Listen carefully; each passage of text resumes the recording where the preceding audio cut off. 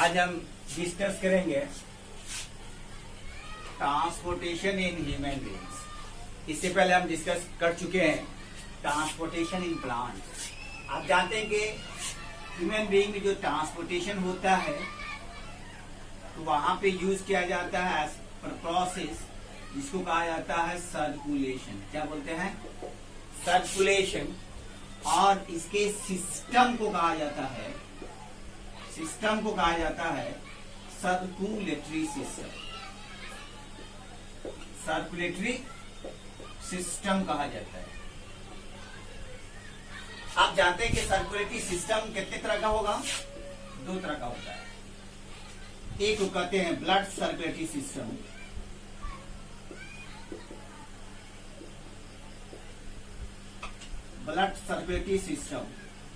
और दूसरा है लिम्फेटिक सर्कुलेटरी सिस्टम। ये दो तरह का होता है। मतलब ये है कि blood circulatory system and lymphatic system consist of circulatory system of human beings. ये जो ब्लड सर्कुलेटरी सिस्टम है ये कंसिस्ट होता है, ये जो ब्लड सर्कुलेटरी सिस्टम ये कंसिस्ट करता है दो पार्ट्स में। एक को कहा जाता है ब्लड, दूसरे को कहा जाता है तीन पार्ट्स में। तीन पार्ट्स में डिवाइड किया जाता है। एक को कहते हैं ब्लड, दूसरे को कहते हैं ब्लड वेसल्स, और तीसरे को कहा जाता है हार्ट।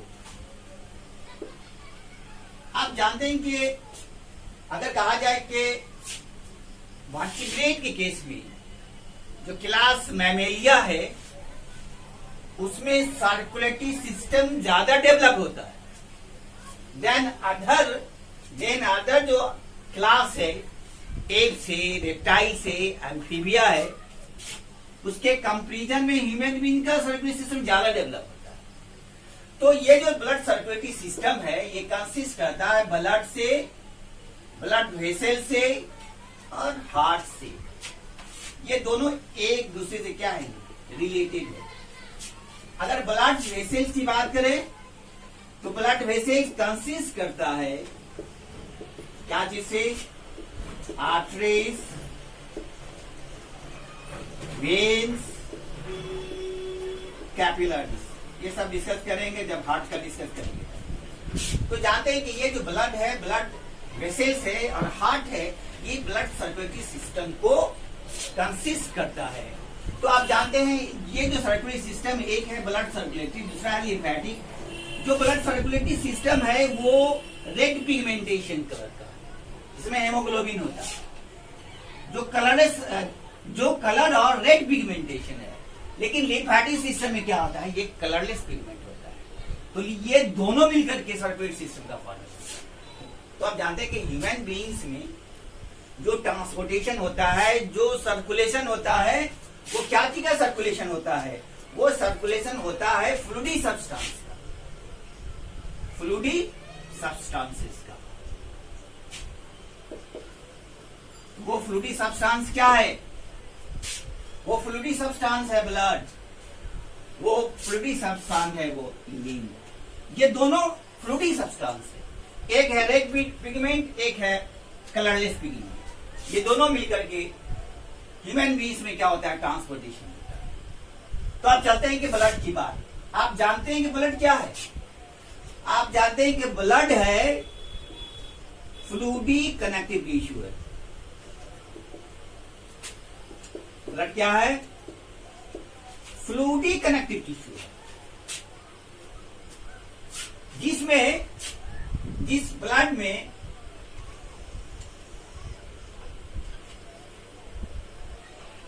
एक होता है प्लाज्मा, दूसरा होता है फॉर्म एलिमेंट्स या सेल एलिमेंट्स भी कहा जाता है। सेल्स। जिस फॉर एलिमेंट्स में क्या होता है? तीन तरह का होता है फॉर एलिमेंट्स। एक को कहते हैं आरबीसी, दूसरे को कहा जाता है डब्ल्यूबीसी और तीसरे को कहा जाता है platelets. These are the components of the blood. Blood जो है वो तीन, ये ब्लड का कंपोनेंट्स है जो बना होता है प्लाज्मा से, आरबीसी से, डब्ल्यूबीसी से, प्लेटलेट से। These are the components. तो यहां पर अगर कहा जाए ये जो आरबीसी है जिसको कहा जाता है रेड ब्लड सेल, डब्ल्यूबीसी है इसे कहा जाता है व्हाइट ब्लड सेल। तो आप जानते हैं कि प्लाज्मा, ये प्लाज्मा अगर ब्लड की बात करें, अगर ये मान लिया कि ब्लड है, ब्लड सेल है, तो ये पार्ट्स प्लाज्मा होता है। ये भी क्या होता है, विस्कस सॉल्वेंट फ्लूइडी सब्सटेंस होता है, जिसमें क्या होता है, डब्ल्यूबीसी होता है, आरबीसी होता है और क्या होता है, प्लेटलेट्स होता है। ये तीनों सेल्स जो है डब्ल्यूबीसी, आरबीसी और प्लेटलेट्स, ये इमर्ज करता है किसमें, प्लाज्मा। तो आप जानते हैं कि ये जो प्लाज्मा है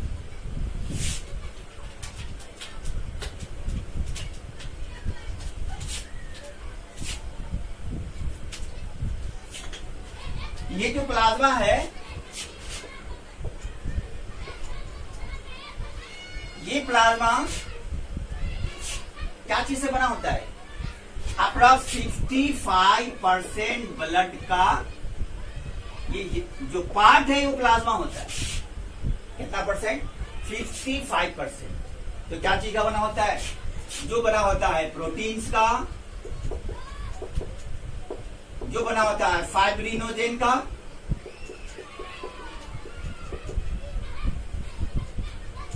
जो बना होता है ग्लोब्यूलिन्स का,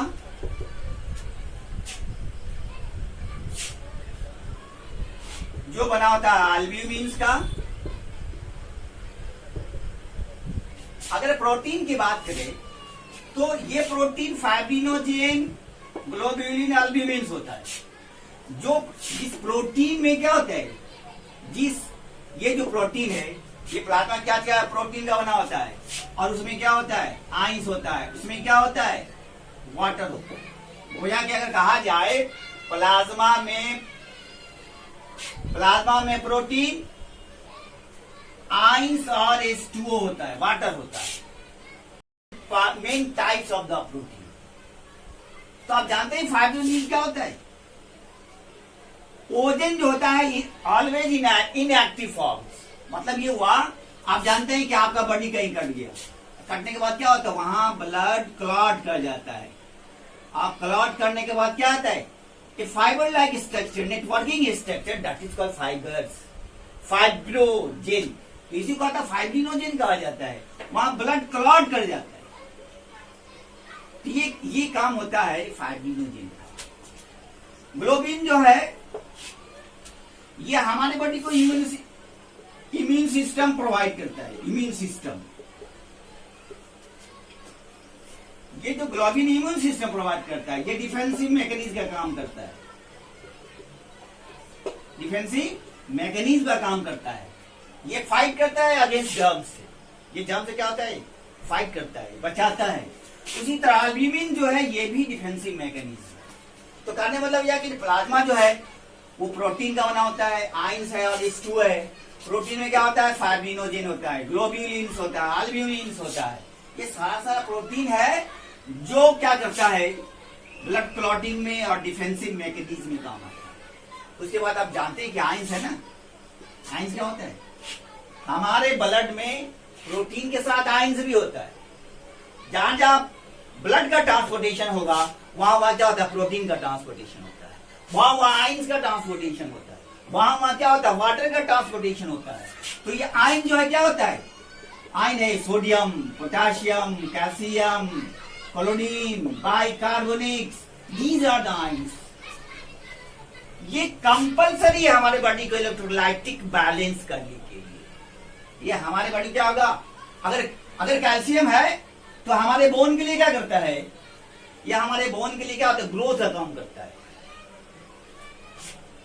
तो कहने का मतलब ये हुआ कि प्रोटीन के साथ आयंस होता है, और आयन में क्या, सोडियम, पोटेशियम, क्लोरीन, कैल्शियम और बाइकार्बोनेट।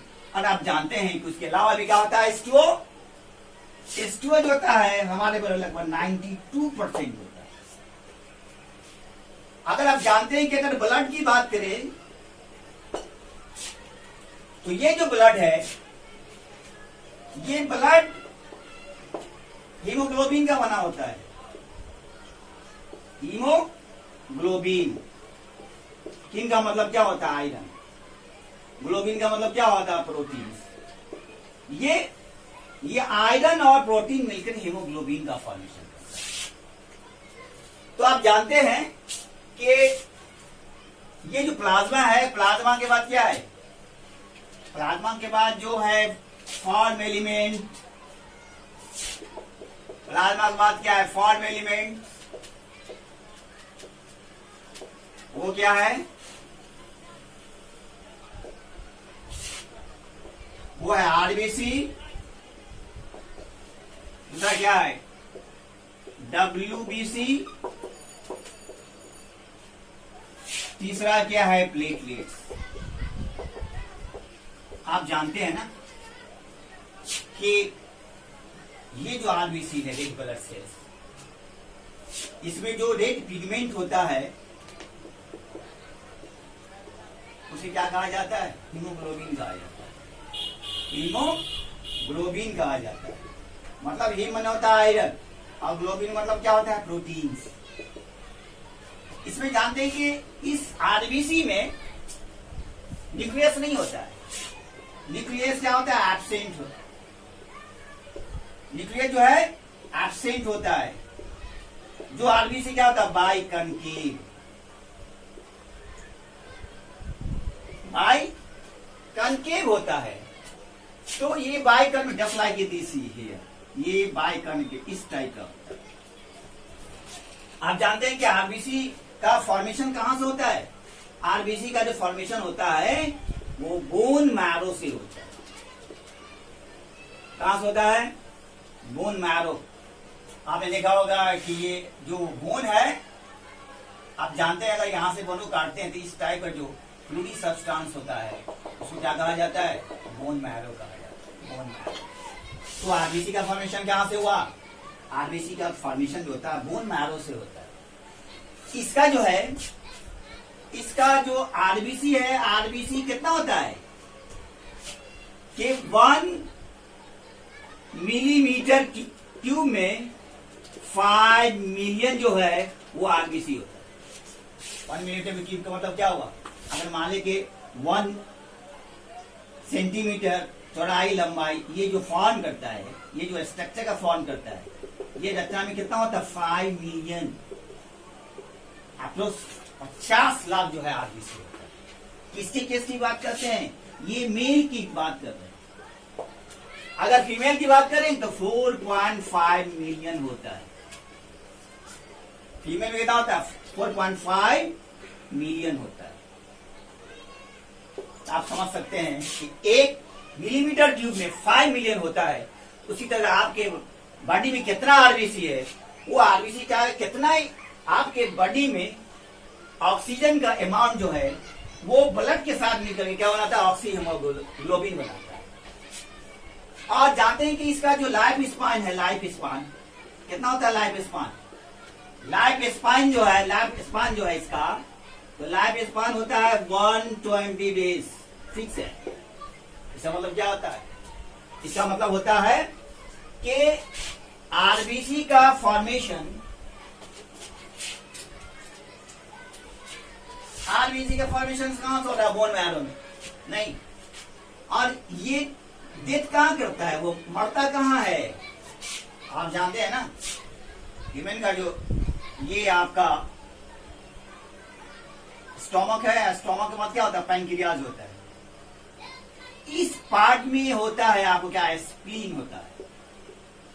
क्या होता है, स्प्लीन होता है। उसमें जो सेल होता है, ग्रेव यार्ड सेल होता है, वहां जाके क्या होता है, वहां जाके डेथ कर जाता है। तो आरबीसी का फॉर्मेशन बोन मैरो से, और 120 डेज उसका लाइफ स्पान होता है और डेथ कहां करता है? स्प्लीन में। वैसे सेल को कहा ग्रेवयार्ड सेल कहा जाता है। उसके बाद कहा जाता है डब्ल्यूबीसी।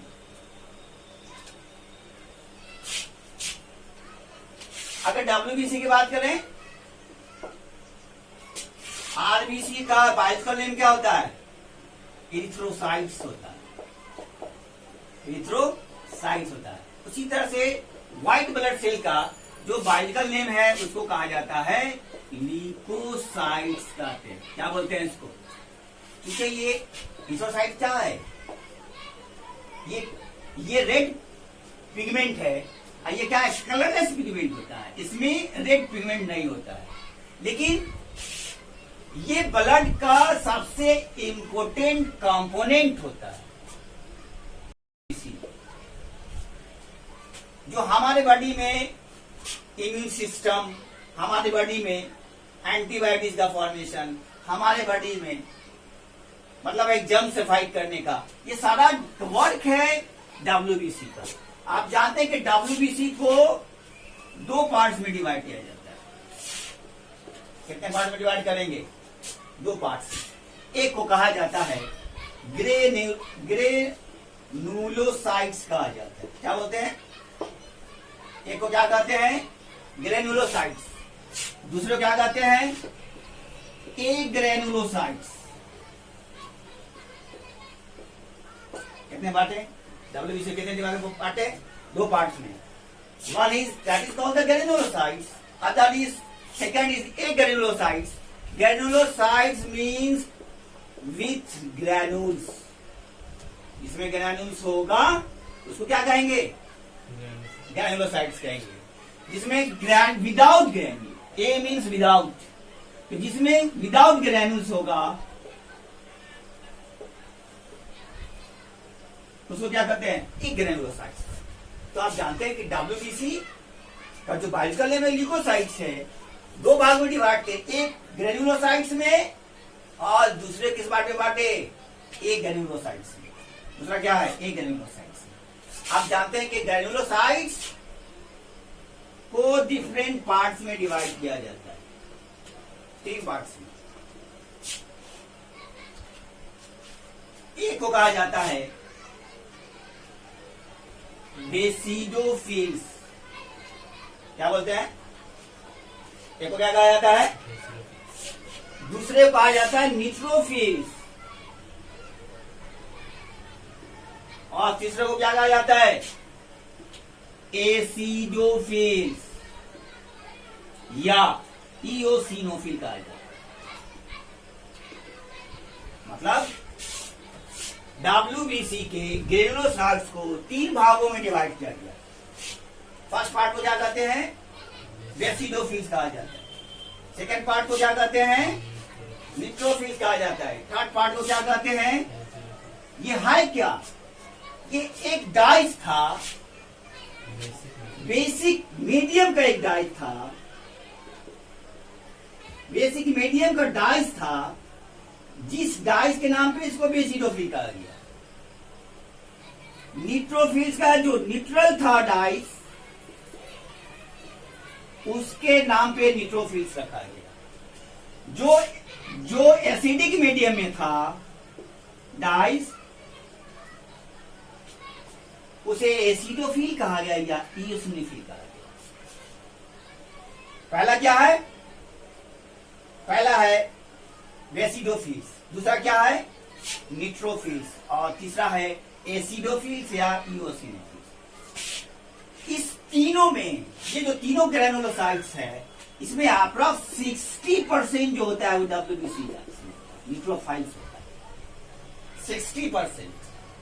लेस जो 20 या 25 या 30% जो है, 25 to 30 या 35% जो है, वो क्या होता है?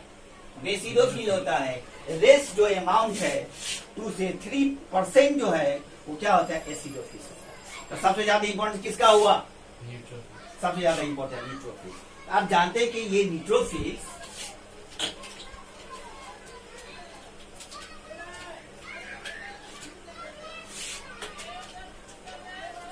और हम जानते हैं कि ये जो न्यूट्रोफिल्स है, इसका बहुत वाइड फंक्शन है। आप जानते हैं ये 60% है WBC का। अगर किसी बॉडी में अगर इन्फ्लामेशन होता है, इन्फेक्शन होता है, तो वो इन्फेक्शन किसके जरिए होता है? बैक्टीरिया। क्योंकि ये जो न्यूट्रोफिल्स होता है ना, डिफरेंट स्लो में डिवाइड रहता है, डिफरेंट स्लो में डिवाइड। डिफरेंट लो में होता है जब इन्फ्लामेशन होता है बॉडी में, जब इन्फेक्शन करता है।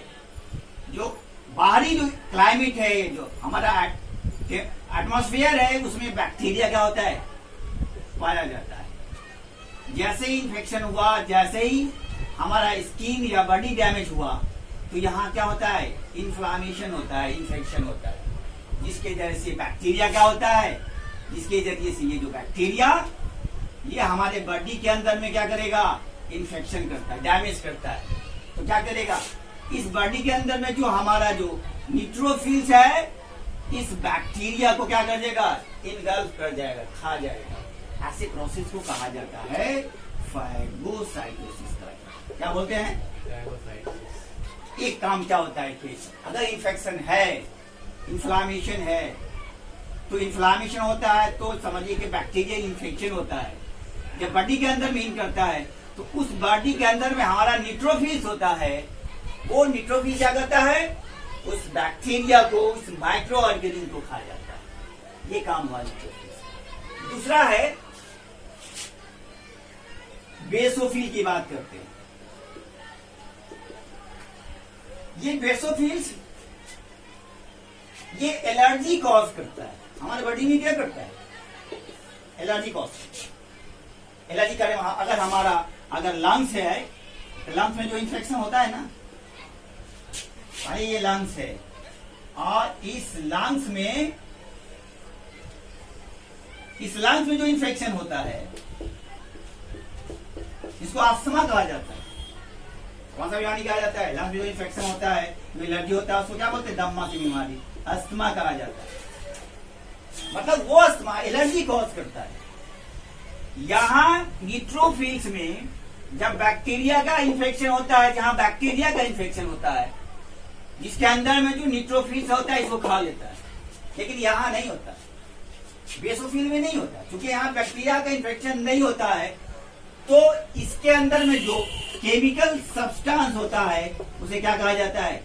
हिस्टामिन्स कहा जाता है। क्या बोलते हैं उसको? हिस्टामिन्स होता है। जो केमिकल सब्सटेंस होता है, उसको क्या बोलते हैं? हिस्टामिन होता है। अगर इसके बॉडी में अगर बैक्टीरिया होता, तो हिस्टामिन क्या करता? उसको इनगल्फ कर लेता, उसको खा लेता। लेकिन एलर्जी जो है, हिस्टामिन के वजह से हमारे बॉडी को, हमारे सेल्स को ये डैमेज करता रहता है। जब ये डैमेज करता है, तो क्या होता है? खुद से ये केमिकल हमारे बॉडी ही को डैमेज करेगा, तो वहां आपको एलर्जी कॉज होता है। ये काम होता है बेसोफिल्स। और तीसरा है, वो है आपका एसिडोफिल्स या इसिनोफिल्स। ये भी कहा ना 2 से 3 या 3 से 4% के आसपास एसिडोफिल होता है। ये क्या काम करता है? ये भी डिफेंसिव मैकेनिज्म का काम है। उतना फंक्शन नहीं है, लेकिन ये भी डिफेंसिव मैकेनिज्म का काम करता है। सबसे अगर ज्यादा है % किसका है? न्यूट्रोफिल्स का। उसके बाद किसका है? बेसोफिल्स का। और सबसे कम है आपको एसिडोफिल्स का। तो पहला जो हुआ वो इन्फेक्शन की वजह से वहां इनगल्फ कर जाता है बैक्टीरिया को। वैसे प्रोसेस को क्या कहते हैं? फाइगोसाइटोसिस, जो हमने देखा न्यूट्रोफिल्स में। बेसोफिल में क्या देखा कि इसमें क्या होता है? एलर्जी कॉज करता है। हमारे लंग्स में जो इन्फेक्शन होता है, जो अस्थमा नाम की बीमारी होती है, वो इन्फेक्शन होता है। तो चूंकि उसमें अगर बैक्टीरिया होता, तो बैक्टीरिया को ये बेसोफिल खा लिया होता। लेकिन वहां एक केमिकल सब्सटेंस है जिसको क्या कहा जाता है? हिस्टामिन्स कहा जाता है। वो हिस्टामिन्स हमारे बॉडी को डैमेज करके वो एलर्जी कॉज करता है। और तीसरा जो है एसिडोफिल, वो डिफेंसिव मैकेनिज्म करता है। अब जो तीसरा है, ये जो WBC का जो दूसरा जो टाइप्स है, वो है आपका ए ग्रैन्युलोसाइट्स। पहला क्या था? WBC को 2 पार्ट में डिवाइड किया। एक था ग्रैन्युलोसाइट्स, उसमें क्या थे? जिसमें ग्रैन्युल्स होता है। जो ग्रेनुलोसाइट होता है उसमें क्या देखा, उसमें बेसिडोफिल होता है, न्यूट्रोफिल होता है और एसिडोफिल या इओसिनोफिल होता है। अब देखना है एक ग्रेनुलोसाइट। एक ग्रेनुलोसाइट किसको कहा जाता है? विदाउट ग्रैन्यूल्स, इसमें ग्रैन्यूल्स नहीं होता है। इसमें ग्रैन्यूल्स होता है उसको क्या कहा था? ग्रेनुलोसाइट्स। जहां ग्रैन्यूल्स नहीं उसको क्या कहा जाता है? एक ग्रेनुलोसाइट्स। ए मींस विदाउट। तो ये जो देखते हैं ग्रेनुलोसाइट्स को दो पार्ट में डिवाइड करते हैं। कितने पार्ट में डिवाइड करते हैं? दो पार्ट में डिवाइड करते हैं। एक का नाम है मोनोसाइट और दूसरे का नाम है लिम्फोसाइट्स। लिम्फोसाइट्स मतलब इसको दो पार्ट में बांटे, एक है मोनोसाइट और दूसरा क्या है? लिम्फोसाइट्स। मोनोसाइट क्या होता है? मोनोसाइट सेम जो आपका जो न्यूट्रोफिल्स है, सेम एज उसी के तरह क्या होता है उसका फंक्शन। अगर मान लें हमारे बॉडी में वो इन्फेक्शन करता है बैक्टीरिया, तो जैसे इन्फेक्शन करेगा उसमें क्या करता है मोनोसाइट, इसको क्या करेगा? इनगल्फ करेगा। ऐसे प्रोसेस को क्या कहते हैं? फागोसाइटोसिस का। तो सेम जो प्रोसेस है न्यूट्रोफिल्स का, वही प्रोसेस मोनोसाइट्स। लेकिन अगर हम कहें लिम्फोसाइट्स का, ये जो लिम्फोसाइट्स है हमारा बॉडी को क्या करता है? इम्यून सिस्टम प्रोवाइड करता है। ये लिम्फोसाइट दो तरह का होता है। एक को कहते हैं टी लिम्फोसाइट्स और दूसरे कहते हैं बी लिम्फोसाइट्स। क्या तरह का होगा लिम्फोसाइट्स? लिम्फोसाइट। लिम्फोसाइट कितने तरह का हुआ? दो तरह का। एक को क्या कहते हैं? टी लिम्फोसाइट्स और दूसरे को क्या कहते हैं? बी लिम्फोसाइट्स कहा जाता है। तो ये टी लिम्फोसाइट क्या है और बी लिम्फोसाइट क्या है? आप जानते हैं ना, ये टी लिम्फोसाइट और बी लिम्फोसाइट दोनों का फॉर्मेशन कहां से होता है? दोनों का फॉर्मेशन होता है बोन मैरो से। कहां से होता है? बोन मैरो से होता है। तो आप जानते हैं ना, अगर इसकी बात करें, ये आप जानते हैं कि बोन है। अगर बोन को आप कट करते हैं ना, क्या है? यहाँ पे इस टाइप का स्ट्रक्चर दिखता है और इसी स्ट्रक्चर में क्या होता है? Bone marrow. क्या होता है? Bone marrow. बोन मैरो होता है। तो ये जो बोन मैरो है उसमें बी लिम्फोसाइट क्या होता है? मैच्योर होता है। जिसे बोन मैरो, वैसे ये बी लिम्फोसाइट्स है, एक पार्ट होता है बॉडी का, उसके नाम भी डाला गया। लेकिन यहाँ पे बी लिम्फोसाइट्स है, जो बोन मैरो में क्या होता है? ये डेवलप होता है। ये क्या होता है? यहाँ मैच्योर होता है। लेकिन अगर टी लिम्फोसाइट की बात करें तो ये टी लिम्फोसाइट्स है। तो आप जानते हैं ना, आप जो जानते हैं कि ये जो रिब्स है, नहीं, ये स्टर्नम है और यहां पे क्या होता है? थाइमस ग्लैंड है। थाइमस ग्लैंड है, इसीलिए कहा टी से क्या होता है? थाइमस। तो टी लिम्फोसाइट का फॉर्मेशन कहां होता है? थाइमस ग्लैंड के पास। कहां होता है? तो यहां मैच्योर कौन सा होता है? यहां मैच्योर होता है बी लिम्फोसाइट्स और थाइमस में जाके कौन सा मैच्योर होता है? थाइमस में जाकर के टी लिम्फोसाइट्स। और इस दोनों का फॉर्मेशन कहां होता है? बोन मैरो में होता है। तो आप जानते हैं, आप जो नेक्स्ट कंपोनेंट है ब्लड का, वो है आपका प्लेटलेट्स।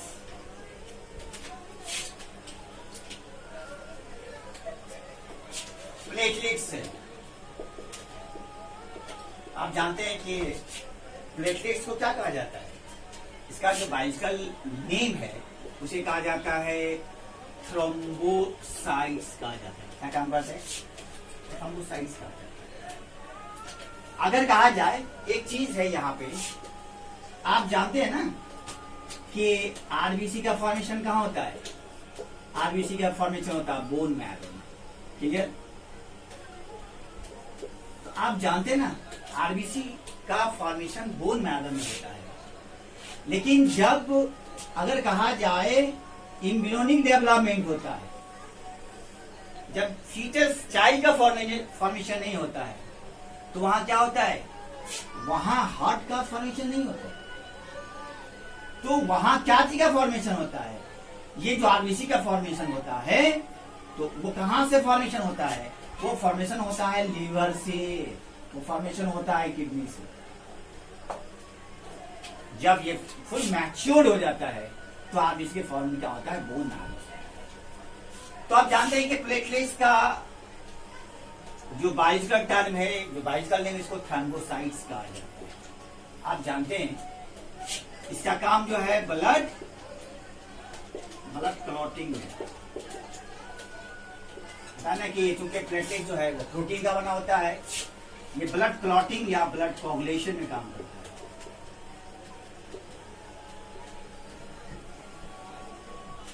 अगर ये इसका जो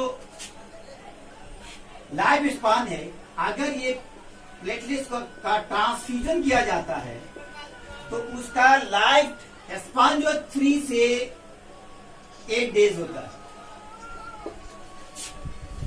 जब ये सर्कुलेशन पीरियड में रहता है 3 से 8 डेज होता है, जब सर्कुलेशन रहता है तो 12 से 18 डेज क्या होता है, इसका लाइफ स्पान होता है।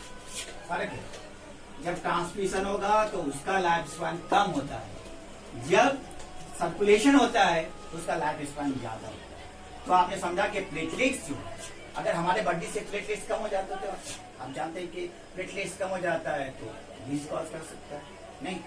तो कहने का मतलब है कि आपने देखा कि ब्लड क्या है, ब्लड कितने तरह का होता है, ब्लड में कौन कौन सा कंपोनेंट है।